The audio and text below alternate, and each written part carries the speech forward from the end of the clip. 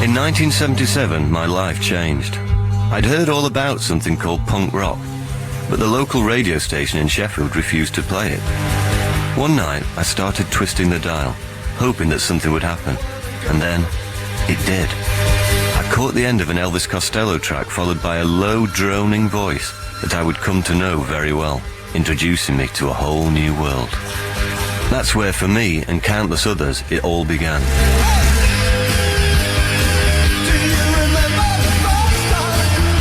I'd lie in bed listening to the radio, flicking through, and then I always used to stumble across this weird man who played quite slightly scary music. One of the things that stands out for me is sitting with the radio and a tape recorder and just recording the best bits. I taped whole shows. I used to, if I wasn't there, I used to get my mum and dad I used to show them how to operate a tape recorder and ask them to tape it. It really was that important. I made tapes every week. Every week would have a 45-minute compilation, so I was up to volume 80 by the end. A tape in most nights. I think I've probably missed about 12 programmes in the last 20 years. I've kind of become a bit obsessed by the programme.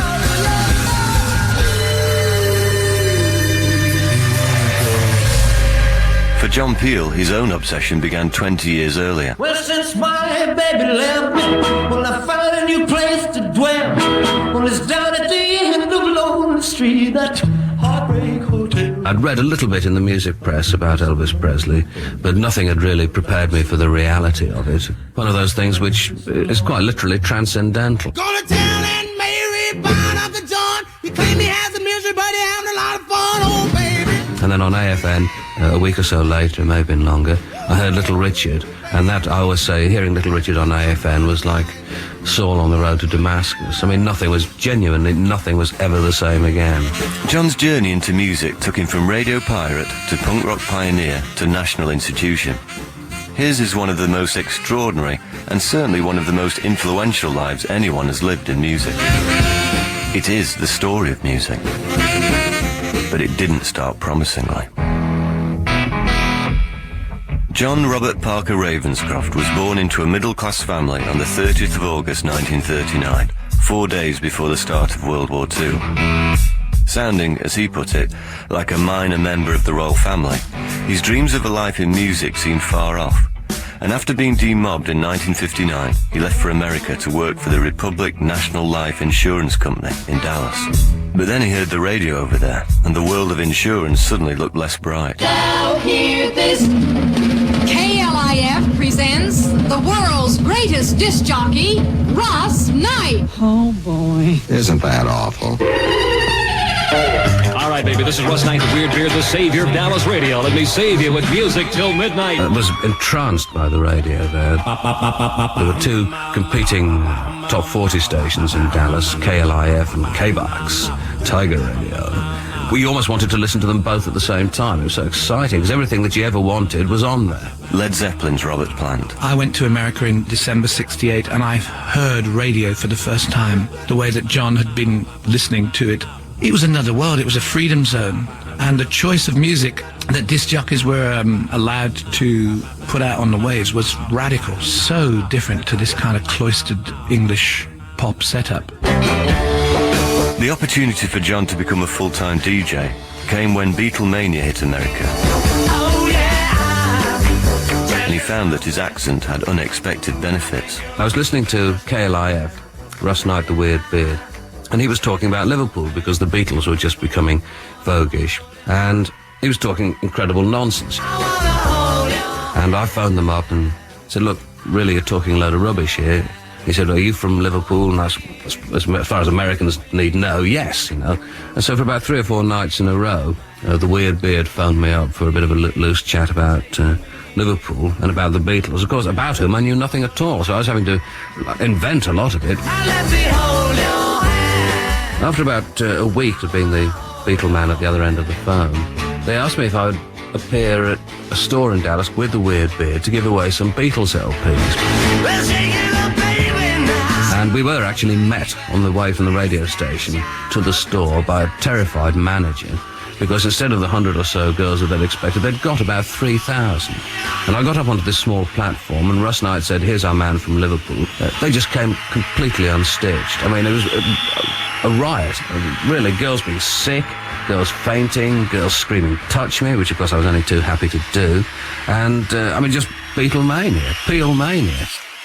For the very latest information about the Beatles, Animals, Yardbirds, Rolling Stones, and all of the other famous English groups, listen for me, John Ravencroft. Ken Dow hosted a Saturday morning show with John on KLIF. We had the greatest group of rock in the world, and then had an expert witness telling us who they were, what it was like at the club, where they lived, and for all I know, he got it out of Teen Magazine, but he sounded authentic. He was shy, quite diffident.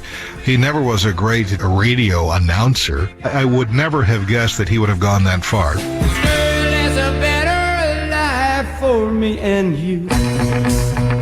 Robert Plant. When he came back to Britain, he had a vision of free radio, and that was crucial, really. Returning to Britain in 1967, within weeks he found work as one of the last of the pirate radio DJs. This is wonderful Radio London, where you're hearing things, But not before a change of name. They'd asked me what I wanted to call myself. I said, well, how about Helen Llewellyn Product 19? And they kind of looked at me and they thought, not entirely sure about that. And then there was a woman typing there and sort of like listening to this conversation. She said, why don't you call him John Peel? Well, that's, I became John Peel. It's all too beautiful. Keith Hughes was a fellow pirate on board the Galaxy. John came on board. We looked twice at him, and most people, I think, on the ship just gave him a bit of a wide berth. They were just rather suspicious about this character coming with very long hair and a beard, presenting a programme that nobody had the faintest idea what it was all about. Sweet-smelling substances were coming out of the studio. We'd not been used to this kind of behaviour before.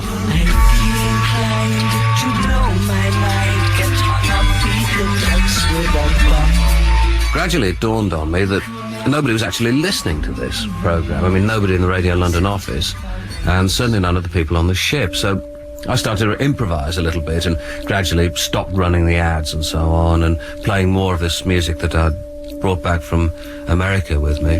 The following tone is a reference tone, recorded at our operating level. I called the programme The Perfumed Garden. And by the time I got around to calling it The Perfumed Garden, I entirely dispensed with the format, and I was reading people's poetry extraordinarily badly, and it was the summer of love. Around the corner, the wind blew back, follow the yellow brick road. It's a magnificent record. Call on me, and you must, whenever you want to, either come and visit me, and or call on me, and if you need me, I shall be there, in some way. And I wish we could all be together, actually, tonight, just in some beautiful place somewhere, in the Perfume Garden, just all together. And it wouldn't be necessary for us to speak to one another, because we would all understand right away, and that would be so nice. And one of these days... He was hugely popular. The student population of the British Isles loved his programme. I think he was amazingly surprised at the response he got from listeners. Here's Six Music DJ Tom Robinson. When I was 16 years old, in the early days of hippiedom and flower power, word spread about this late-night programme that you could get on Radio London, and the reception was really bad, but the music was really good, called The Perfumed Garden, with some bloke we'd never heard of called John Peel. As a listener to The Perfumed Garden, I decided to write a fan letter and say how much we'd enjoyed it, but also to complain about some record or other that we didn't like. And to my astonishment, he wrote back, and it said, "At sea and Monday" was the top of the letter.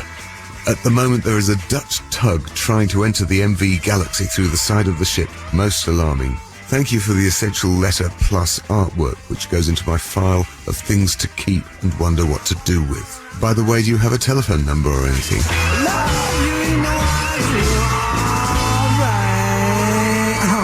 And in the affable spirit of the Summer of Love, John brought Captain Beefheart and his magic band to the UK in 1968.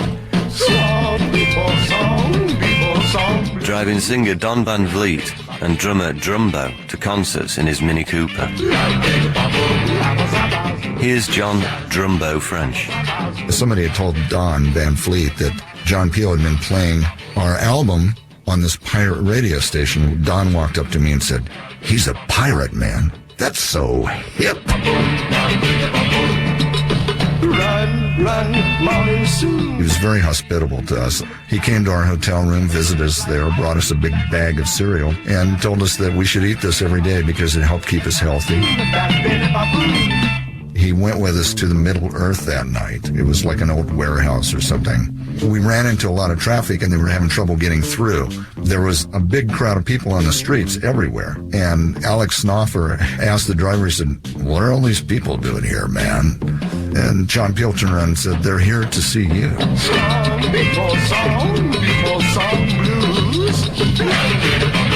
We didn't even realize that he had made us a big name in the United Kingdom from his pirate radio station. The Magic Band weren't the only musicians that John helped. Loudon Wainwright. I was in England. I went out on this tour, and every venue I went to was packed because John had taken to my record and played it a lot. When I was your age, I was just like you, and just look at me now, I'm sure you do. You know, I would show up in Glasgow and 1,000 people would be there. And I'd never been to that town in my life. And not only would they be there, but they would be vociferous, ecstatic to see me. He effectively created my career for me in the UK. In 1979, a young Cure played their first Reading Festival. Here's Robert Smith. In those days, it was much more traditionally kind of like a rock festival, like a heavy rock festival. Motorhead were headliner, I think. It was a very tense atmosphere backstage, and we didn't actually have our own caravan. I think we were lumped in, because we were about sort of 7th or 8th on the bill, we were lumped in with someone else who we didn't like, and I thought I ain't sharing a caravan with them. So we were just sort of stood out in the rain in this field, and John Peel came along and said, like, "You look lost and lonely. I've got a caravan, and I'm sitting in there on my own." So we went and sat in his caravan, and he plied us with beer, and I actually spent a good couple of hours just kind of talking. All through that period, from like 78 through to like 81, he was kind of just around, a very paternal, caring figure. And he was genuinely concerned about all the bands that had done sessions on his show. He felt like he kind of was responsible, which is really sweet. Most famously, John became good friends for a while with Mark Bolan. He was even willing to lend a hand on Mark's albums when it came to reading fairy stories. The elf led the tired companions through the foreboding fairy wood until they reached a large, beautifully worked leather fencing boot, which had a door in its heel. My great-grandfather. The elf said, as Lionel commented about the image engraved on the doorknob. An alchemist, you know. Said the fairy one. Said Lyle suspiciously. They were made very comfortable in beds of great expanse, spiderweb sheets, and towers of warm woolly moss blankets. And, as always in an elfish abode, dreams of the gentlest texture.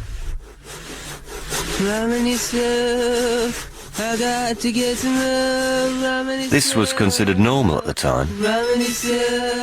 John also contributed articles to counterculture magazines Gandalf's Garden and the International Times, advising readers to touch the bark of 1,000 trees, shoeless, then go to the children's playground in Kensington Gardens and stare at the elves on the trees there. John was something of a hippie at the time. Staring at elves couldn't save the Perfume Garden, though, or Radio London. After just 10 weeks on air, the show was closed down by the Marine Offences Bill. That's it. That's the end of the Perfume Garden, at least as far as the radio goes. We'll be back in some shape and some form, somewhere at some time. Tom Robinson again. He did write just before Radio London, his pirate ship was closed down, and sounded really down. "I'm sad now," he says, "because it seems we have no hope of continuing after August the 15th. I've met so many beautiful people through this, and it's so important to me, the only expression I have. Where am I going to go? I'll be 28 in August, and I feel very old and brought down. I expect I'll get out of it this evening as I survey the flowers and creatures that inhabit the perfume garden of my mind." It's very difficult to imagine that somebody who's never seen you or never met you loves you. But I love you all very much indeed. I hope you'll never forget that. Wonderful Big L, wonderful Radio London. Goodbye for now. Little did he know that the Radio 1 contract around the corner. Radio 1. Woke up one morning half asleep with all my blankets in a heap and yellow roses scattered all around. My father warned me against the BBC because he said unless I was a homosexual or a Roman Catholic, I'd never get a job on the station. In September 1967, John joined the BBC's new station, Radio 1, to present the programme Top Gear, a programme that, according to the press announcement, would look at the outskirts of rock music. Thank you very much indeed. This is the first of a new series of programmes in which you may hear just about anything. This morning we have the incredible string band and poet Adrian Mitchell, and we'll also play records by groups that you may not have heard of that we consider worthy of exposure. Here's John's very first producer, Bernie Andrews. My first encounter with John Peel was probably about August 1967, because I had a new programme coming up called Top Gear, and having heard him on the Perfume Garden, I thought that's the guy I want to do my programme. And he came up to my office, and he didn't have shoelaces like most other people. He had like lengths of plastic wire going through his shoes instead of shoelaces. And I thought, he's really weird, this bloke. But that's who I want. Radio 1 would be John's home for the next 37 years. But his initial contract was just for 6 weeks. As far as listeners went, it seemed to go down very well. But as far as my management went and the controllers of Radio 1, they didn't like him at all. And they didn't want him ever booked again. And I said, well, I've already booked him. And they went stark raving mad. After a couple of years, John was joined by his producer for the next 20 years, John Walters. There was a feeling, of course, it's only a matter of time, he's got to go, but people will have to tell Bernie this programme is a racket, records were too long, they were all obscure, they weren't sort of sing-along records of my lodge, and your presentation was not like anybody else, it had got to go. Then what happened was, I remember this quite clearly, the 1968 Melody Maker, Paul, which I have here, came out, and you won it. And they thought Tony Blackburn was going to win it. Radio 1 colleague Paul Gambaccini. There was this unspoken war between what was called the fourth floor and the third floor. The third floor had the nighttime and weekend shows. And the fourth floor was the floor that had the offices of all of the daily DJs, like Tony Blackburn. The Tony Blackburn Show. Girls, it's time to say goodbye to your husband, and I wonder if you're fed up with your husband running after other women. Well, if you are, then I've got the solution. All you have to do is to sew his trouser legs together. Here's the time check, here's the time check, here's the time check now. If you hate me after what I say. You have a picture of Tony Blackburn up there. Well, that's basically as a cautionary tale, I think, because it seems to me, with the best will in the world, that Tony has become a victim of this star-building DJ thing. And I think it's very sad. John found himself a bemused onlooker to the strange 70s world of Radio 1. The finest event that I've ever been to with Radio 1 was a Radio 1 Fun Day, and the Bay City Rollers were built to appear, so hundreds and hundreds of small people in very expensive, badly fitting Bay City Roller chic, if such a thing is not a contradiction in terms, turned out there as well. The Bay City Rollers were being helicoptered onto this small island, one at a time. Now, the only security were members of the BBC Sub-Aqua Club. So you've got these mainly very, very short and rather stubby, like tree trunks dressed up in tar. But they're coming across the grass and they start wading through this weed-filled water, which is disgusting. And these people, the Sub-Aqua people, are sort of standing there in their rubber outfits and with flippers and stuff like this, catching these strange children. While all of this was going on, Tony Blackburn was speeding backwards and forwards on the lagoon in a speedboat driven by a wombat. And I just thought, if I live to be 200 years old, I'm never going to experience anything like this again in my life. Besides Wombles, Radio 1 was breaking new ground elsewhere. An arcane musicians' union rule, needle time, meant they could only play a small amount of recorded music a day. The solution was to broadcast live performances, and so the Peel sessions were born. On September the 30th, 1967, Pink Floyd played one of the first sessions. Here's Dave Gilmour. We did some sessions at, I think, the Paris Theatre and other BBC theatres and places. They were chaotic. It was very hard to get the engineers used to the recording music at the sort of volumes that one liked to use them, and we were constantly being told by everyone to turn the amps down. I can't remember thinking that any of them were ever worth keeping. Fortunately, things improved. Smith's guitarist Johnny Marr. We wrote songs because we needed them for the sessions. This Charming Man, for example, was written because we had a John Peel session and we didn't have enough songs.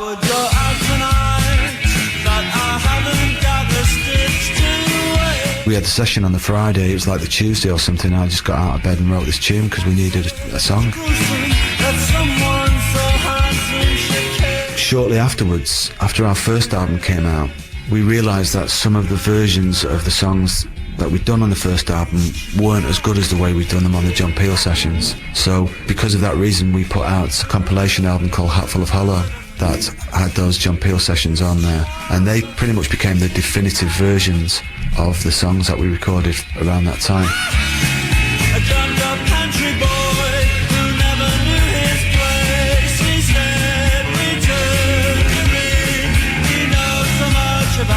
Those sessions taught me how to make records, I think. Pulp's first session was in 1981. I had the temerity to present the man himself with our first demo tape after he'd been DJing at the local polytechnic. He put down one of the record cases he was carrying to take the tape, mumbling something about giving it a listen on the drive home, then left. No eye contact. A few weeks later, we were recording our first session.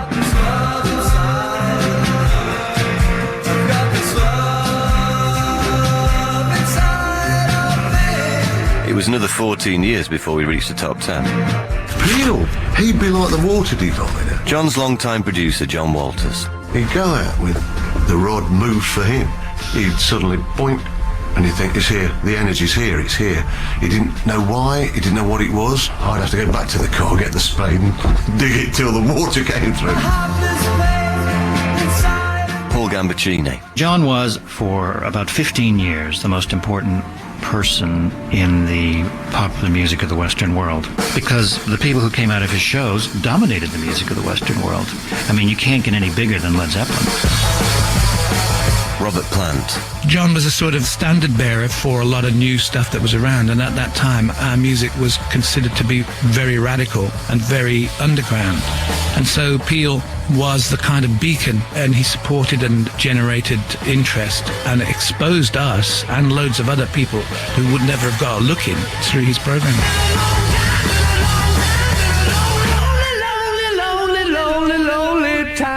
And from Led Zeppelin to the White Stripes, his divining rod rarely went astray. In 1973, he played the debut album by a then unknown Mike Oldfield, Tubular Bells. Here's Mike. It was 1 hour long. There were no drums, no lyrics, all instrumental. And that made it quite radical at the time. Somebody said, John Peel's going to play it. And I went, what? And I switched on the radio. I was in the Manor House in Oxford, to listen. And he played the whole thing, both sides of it, an hour's music. I sat there completely stunned. After John Peel played it, people started to believe in it, He went on to sell millions and it topped the charts for nearly 2 years. So I owe him really my life.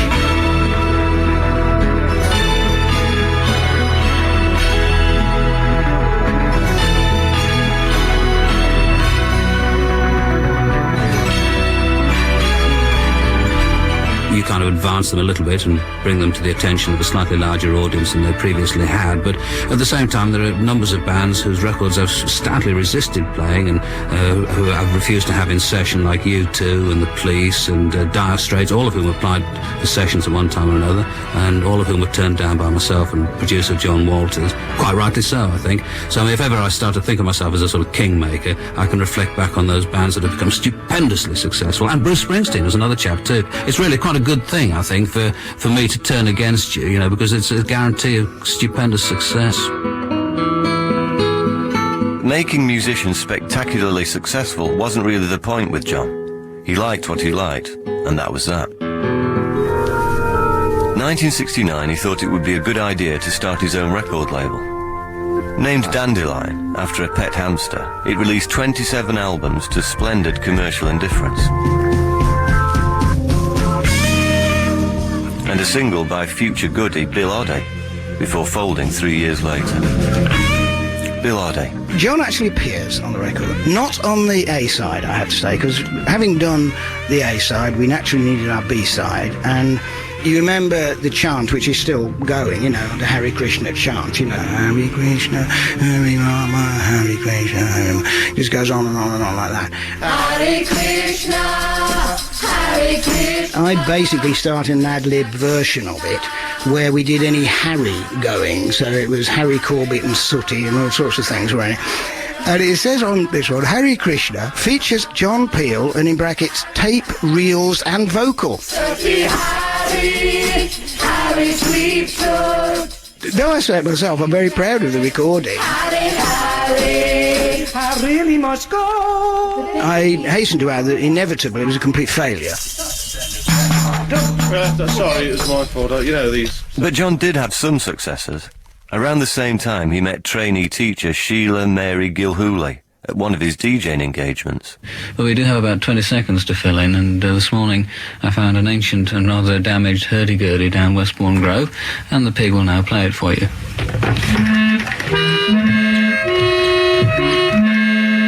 Tom Robinson. I think once he met Sheila, you could tell that his life suddenly found its sense of purpose. Stop!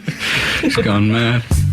The tone of the letters changed. I mean, there was a nice postcard that just said, I'm much calmer and more together now. My woman of gold, she's not very old.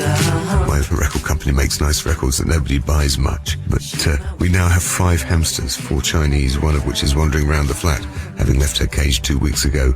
They all, plus Sheila and I, send love to you and those you love. John Peel.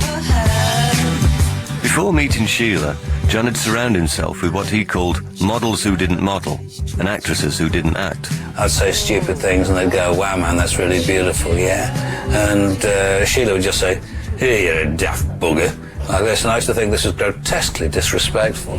And then over a period of time it dawned on me that I was indeed a daft bugger, and that she was absolutely right. So but over a period of time the models disappeared and the actresses disappeared and Sheila stayed.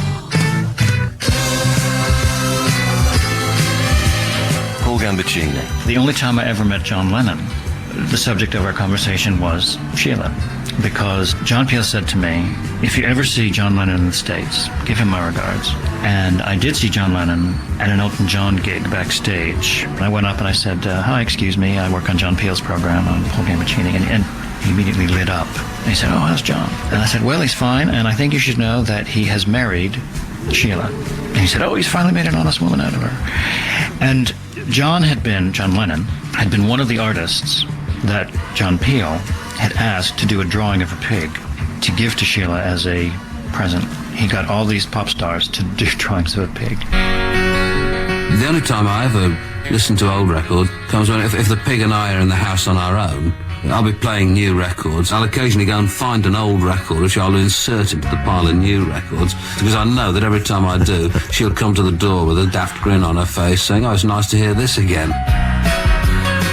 I suppose something that would be fairly typical of that would be something like Poco's Rose of Cimarron.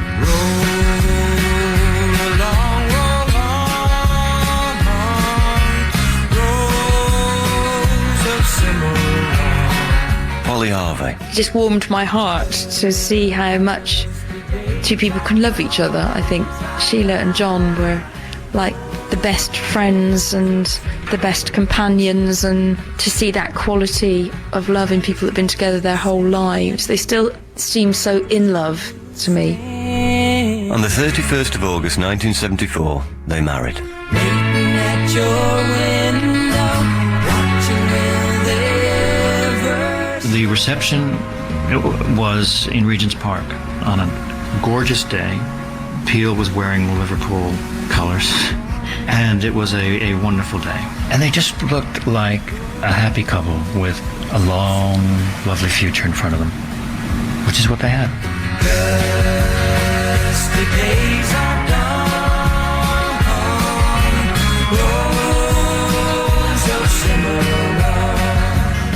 Tragically, though, Sheila had to share John with the other great love of his life. John blithered about Liverpool all the time. At one point, he put a poster of Kenny Dalglish up in the studio with the caption he wrote on God, a likeness. And Dalglish takes the throw quickly. And again, a massive white jerseys inside that rail half. David Kid Jensen. I remember him weeping over Liverpool winning the European Cup to an extent that he couldn't start his own programme. He asked me to start it for him because he was just in floods of tears of joy. Tries to burst to Alan Kennedy, still there. And Alan Kennedy has scored for Liverpool.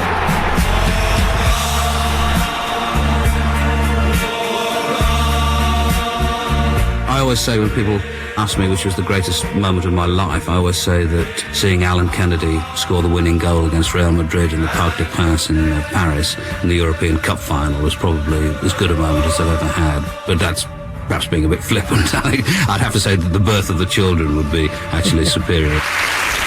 Talking of Liverpool, Alexandra, can you oblige us with everyone's full Christian names?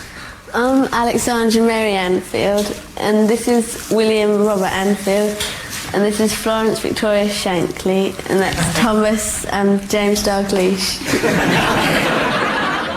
As I always point out to them, if I'd been a Shrewsbury Town supporter, they'd be called, William, you see, for example, is William Robert Anfield, Ravenscroft, and if I'd been a Shrewsbury Town supporter, he'd been William Robert Gay Meadow, Ravenscroft, which would have been difficult to live with.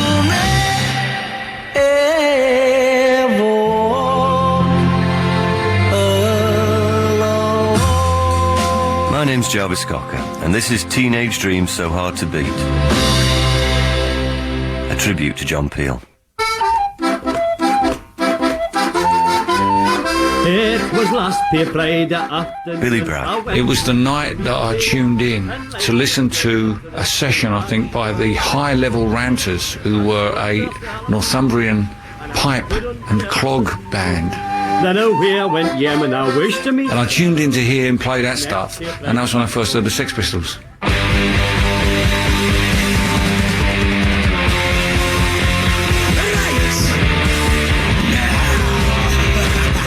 1976, and John shifted gear and gained a whole new audience.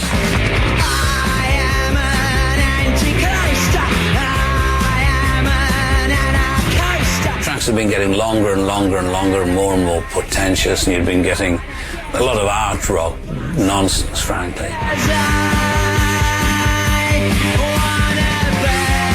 And the first record that I heard was the first Ramones LP, and everything about it seemed right. I mean, the Ramones sounded good, and the black and white picture of them all looking kind of rather bad-tempered on the front. I thought, actually, this does look like something, because it wasn't velvet-clad ninnies with a lot of expensive equipment and so on. And I just thought, I like the look of this, and then I got back, and the tracks were like 1 minute and 3/4 long, and you've not heard records of that sort of duration for 20 years or something. But I put it on, and it was the same sort of effect that I had when I first heard Little Richard. Pete Shelley from the Buzzcocks. No one was playing punk. It wasn't seen as music at the time. It's almost had the same reaction as like rock and roll did in the 50s. It was really lock up your children and ban this filth. That's the end of tonight's programme, in which you heard the Desperate Bicycles, the Slits, the Mekons, Alternative TV, the UK Subs and Sham 69. More of the same unpleasant and disorientating racket on tomorrow night's programme. Until then, from me, John Peel, good night and good riddance.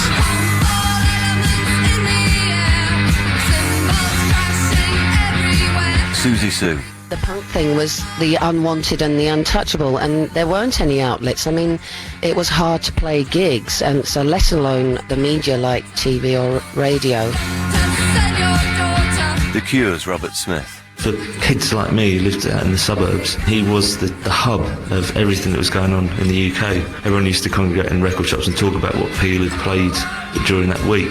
The average age of the audience plummeted and the demographics shot down market, and I thought all these were things which rather pleased me. John managed to alienate yet more listeners by being the first BBC DJ to regularly play reggae. People talk to me about the programmes. They forget that we had sessions from people like Bob Marley and the Wailers. Get up, stand up. Stand up for your right.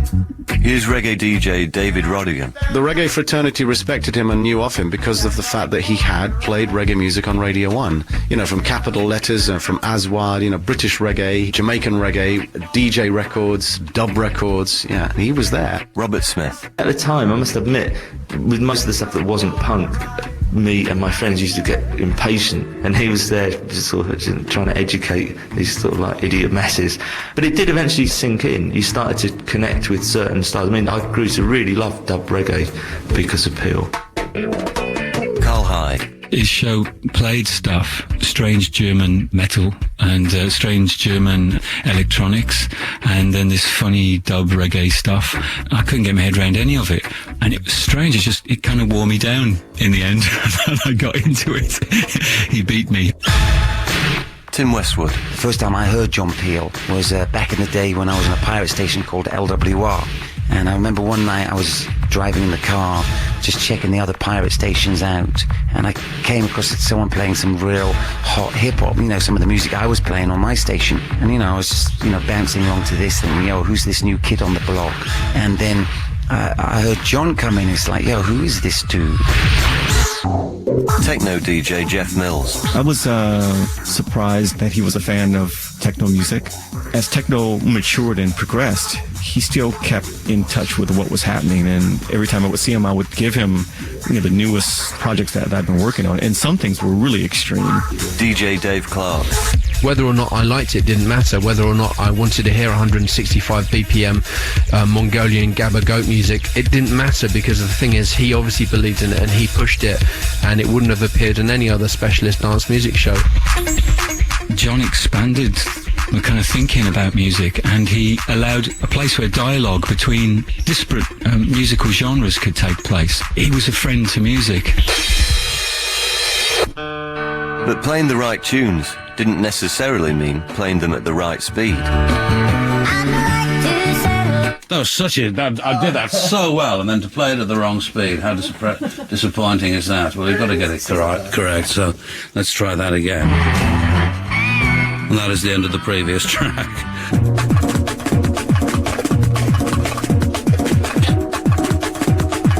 While this has been playing, I have to say, we've been having a bit of a debate here in the studio about whether it should be played at 45 or 33 and a third. When I was listening to it at home, 45 sounded right, but it sounds a bit mad now. Should we just put a bit more of it on it?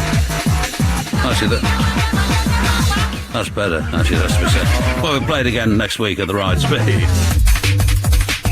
We've taken a bit of a vote on that here in the studio, and I think it's probably at the wrong speed, so let's try it a little slower. Although, you know, nothing wrong with it at that speed. It'll probably turn out that it was the right speed after all, and I shall have made not one mistake but two, and look even more foolish. You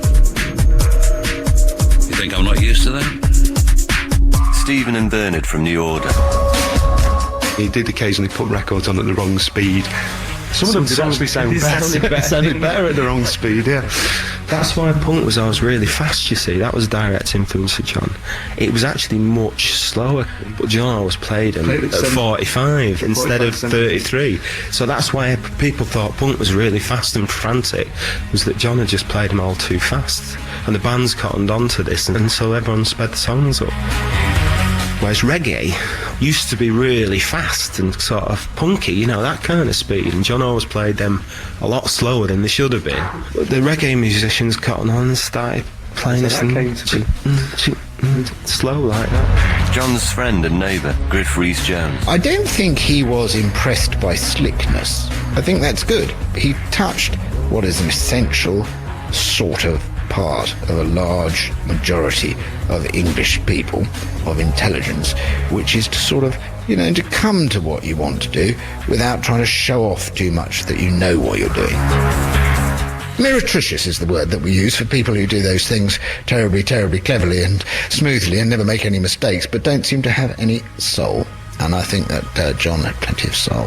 1978, and John took a phone call from a young Irish band called the Undertones. I got the number for BBC Radio 1 and I asked, could I speak to Mr. Peel?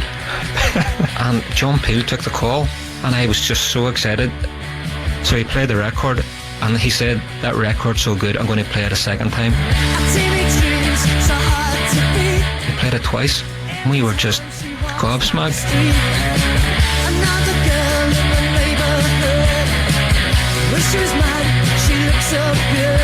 We know that Teenage Kicks isn't the best song ever made. The Faces made better singles, and Joy Division and The Fall were far more innovative, but the very fact that we are always going to be linked with John Peel, it's such a compliment to us. I don't think we could ever say enough words of thanks to him.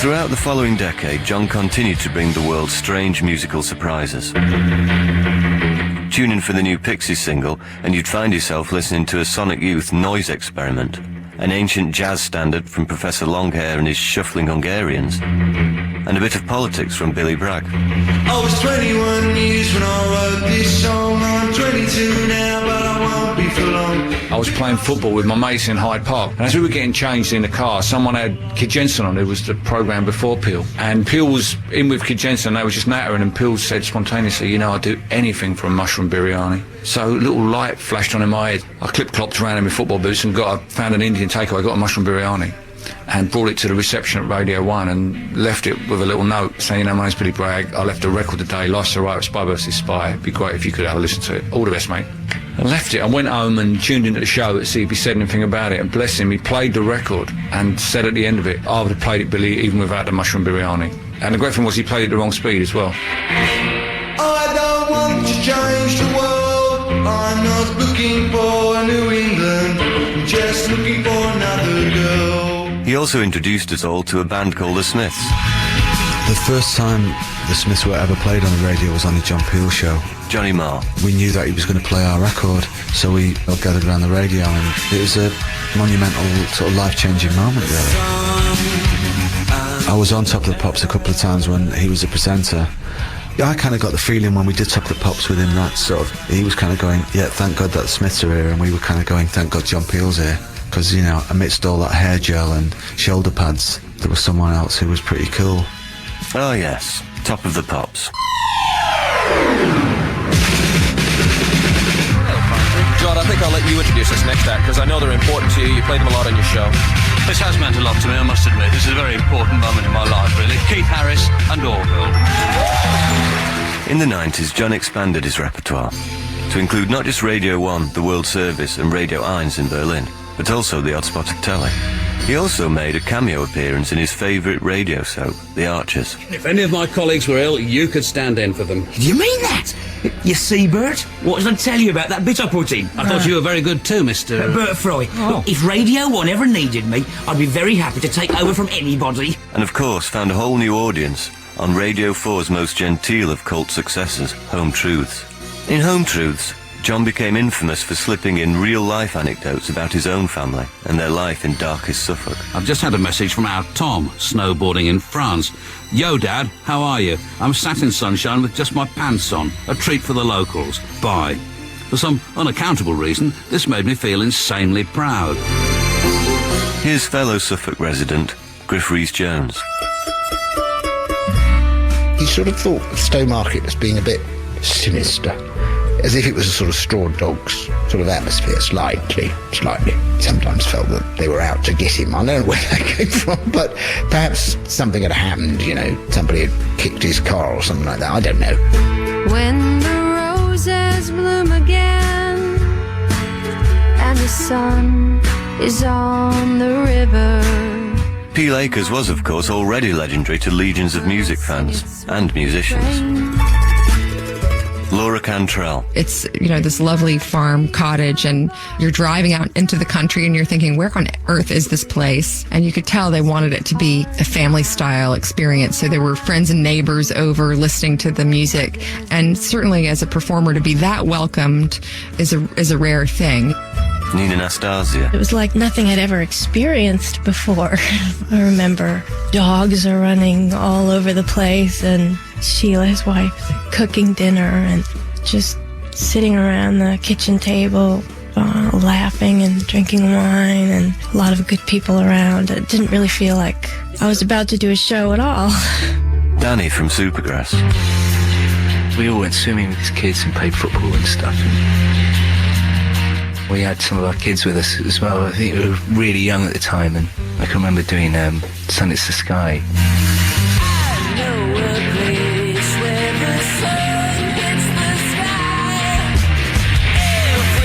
And my son Alfie just was stood in front of the stage. It was kind of set up in his garden, and was just weeing on his flowers and stuff.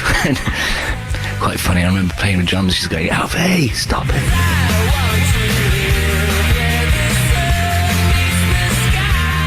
Tim from Ash. We got to go and look through his immense record collection. There'd be 3 copies of each Beatles album, one that he had bought, one that the band had sent him, and one that the record label had sent him. And yeah, I was just blown away. It was wow, like a kid, in a sweet shop. That was a great day. Griff Rhys-Jones. He had a mysterious route down the B lanes, which he never went anywhere near a main road the entire way from his house to his studio, which is a bit of a pity because he obviously worked out this route, I should think, sometime in the probably the late 60s. But since that time, they've built quite fast roads. You can get into London really in a bit of a hurry now. That's why it's full of undesirable people, Suffolk, these days. But just think how many bands, because he used to listen to bands as he drove back and forth. But just think if he'd actually ever got onto the A12, he might not have discovered all those bands. We are here to celebrate 60 years of John Peel. You must be absolutely appalled by the number of people who have turned out in your honour tonight, John. Actually, it's enormously flattering, but being 60, as I keep pointing out, is not something that you set out to do. If you live long enough, you get to be 60. Help the aged. And John's dedication to music was recognised when in 1998 he was appointed an OBE. In 2002, he came 43rd in a BBC vote to discover the 100 greatest Britons of all time, beating King Arthur, Henry V, and even Cliff Richard. Like it or not, he was a national institution. New Order. He invited us to come on his show and to bring a selection of records that he would play. While he played the records, instead of us sitting there listening to the records, we'd all go in the toilet and neck a few glasses of Pernod. So as the show went on, we all got more and more drunk. John got a bit more and more nervous as he realised what was going on, that we were actually getting drunk. But that's because we were nervous about meeting John. But if John had become an institution, he didn't seem aware of it. Here's John's most recent producer, Louise. He had a pretty regular routine. He had what he called his mid-afternoon slump. It was partly because he got up so early and partly because he had diabetes. I think he just needed a nap in the afternoon. So I'd sort of come in the office sometimes and he'd be lying sort of with his head underneath the desk and his feet sort of stretched out across the floor. Sometimes people used to come around the corner and sort of just to look at him asleep under the desk and say, "Oh, look, there's John Peel asleep under a desk." He used to get about 3 mail sacks of records a week. I was watching with one eye on the other side. Wednesday afternoons he used to sit and open his post and put it all neatly into boxes, and he used to go through every single package and then take it all home at the end of the week and listen to it.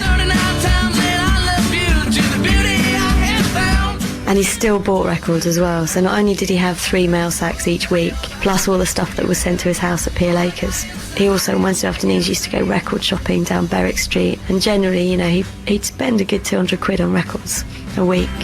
And in the past couple of years, John's voracious appetite for new music showed no signs of diminishing. From happy hardcore to the White Stripes to grime, till the very end, his passion and pleasure in music remained constant. I always think back to the Royal Society in the middle of the Victorian era, where they were having meetings and seriously discussing the possibility of winding the Royal Society up, because they felt that everything that was to be discovered had been discovered, that science in a sense had come to a stop. You know, they knew everything that there was to know, and there could be no further progress. So whenever people say to me that, like, rock is dead and so on, you see these pieces in the paper, I think back to the Royal Society in the Victorian times and think, how wrong can you possibly be? And I'm sure that in tomorrow's post, you know, or if not tomorrow's, the day after that, there's going to be another record which persuades me that there's a lot more to look forward to. It's called Time for Change, and going to be a bit of a change, as I keep pointing out, over the next couple of weeks while I'm away.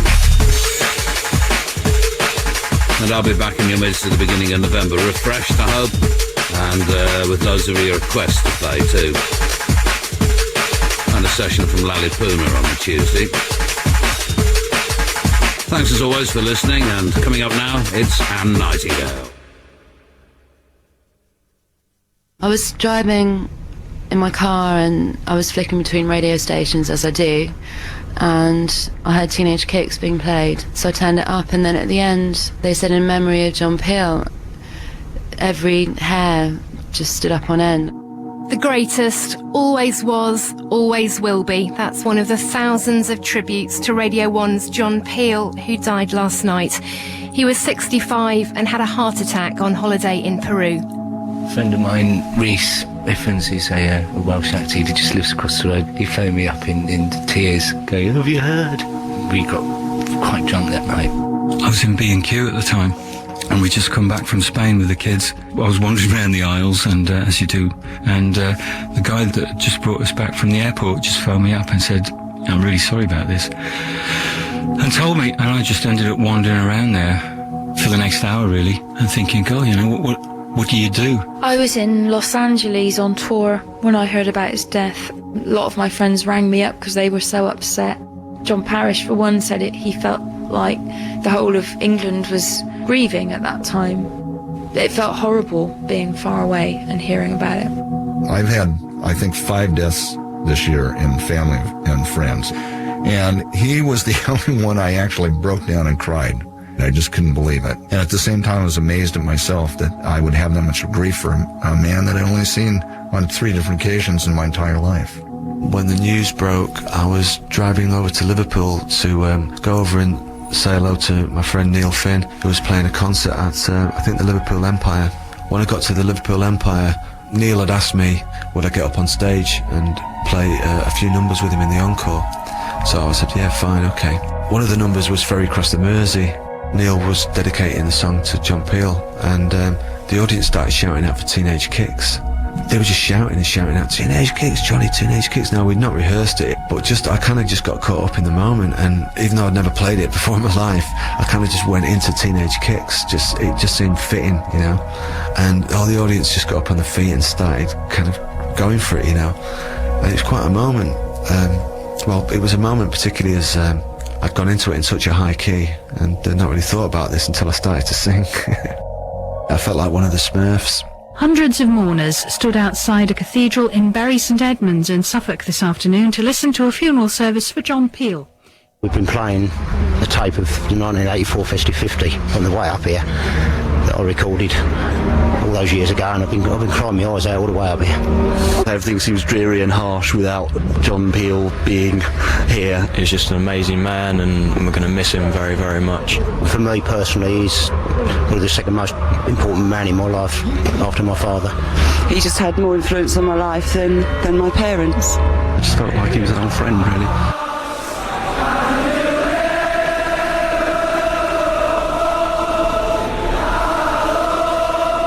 I have to say that it was the most moving service I've ever been at. When people were giving their speeches inside the church, they'd finished, and you could hear these huge sort of rounds of applause from outside, and then you realise, oh God, there's thousands of people stood outside as well. You know, it was incredible, really, very moving. I've never been to anything like it. When he left the cathedral, I suddenly had this great feeling of like, oh, he's really gone. Something bad. Anyway, another track from The Fall.